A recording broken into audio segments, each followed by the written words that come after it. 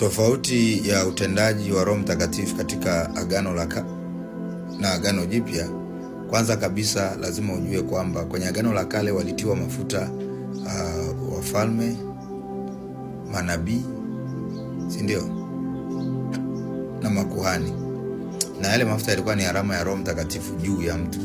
So Roho Mtakatifu hakukaa ndani ila alikaa juu ya mtu. Ndio maana unaona walipakwa nini mafuta. Hawakuwa na ujazo wa Roho Mtakatifu, hawakuwa na ubatizo wa Roho Mtakatifu. Ndio maana Yesu anazungumzia ubatizo wa nini? Wa Roho Mtakatifu. Haukuwepo. Kwa sababu ubatizo wa Roho Mtakatifu ndio unafanya Roho Mungu akae ndani, aja ndani yako. Si umeelewa mpaka hapo? Yes. Na ujio wa Kristo pia ulikuwa ni ujio wa Roho Mtakatifu. Si umeelewa mpaka hapo? Kwa sababu sometimes watu tunasema Roho Mtakatifu ni Yesu ambaye hayupo kwenye mipaka.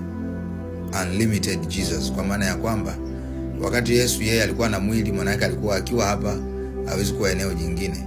Huyu Roho Mtakatifu anaweza kuwa kwenye maeneo yote. Ndio maana Yesu akatumia jina mwana wa Mungu kwa sababu hiyo ya mwili. Okay? Sasa nataka niwaambie kitu. Okay, katika Agano Jipya Roho wa Mungu anakaa yetu na anakaa juu yetu pia. Anakaa ndani yetu kwa maana ya kwamba kwenye ubatizo wa Roho Mtakatifu anakaa ndani yetu kutufundisha, kutupa kiu ya kuomba, kutusaidia kuomba. Okay? Yes.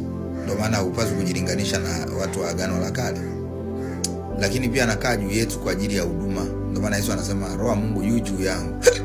Alafu anataja vitu gani? Anataja huduma, matendo ya kufanya, kufungua waliofungwa, kuhubiri, mahubiri, etc. Okay? Maana yake Roho wa Mungu akiwa juu yako ni kwa ajili ya kihuduma. Kama zamani tu kwenye Agano la Kale kwamba nabii anapakwa mafuta, kuhani anapakwa mafuta, mfalme kwa ajili ya nini? Kwa ajili ya huduma ile ambayo amepewa. Okay? So hata Agano Jipya maana yake unapakwa mafuta. Either unaweza kupakwa na mtumishi wa Mungu au ukapakwa na Roho Mtakatifu mwenyewe.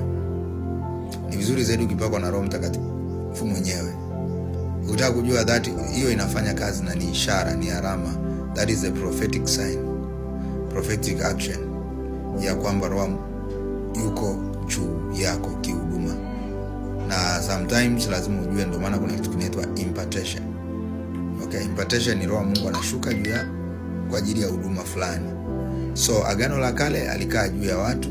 Ndio unaona alikuwa akija, Samson anakuwa na nguvu nyingi, akiondoka na kwa kawaida. So alikuwa anakuja na kuondoka. Ndivyo hivyo kwenye huduma. Ni sawa na karama sasa hivi. Kuna kitu kinaitwa karama. Unajua karama kwa mfano ya uponyaji, sio kwamba unaweza kuitumia tu muda wote wewe unaotaka.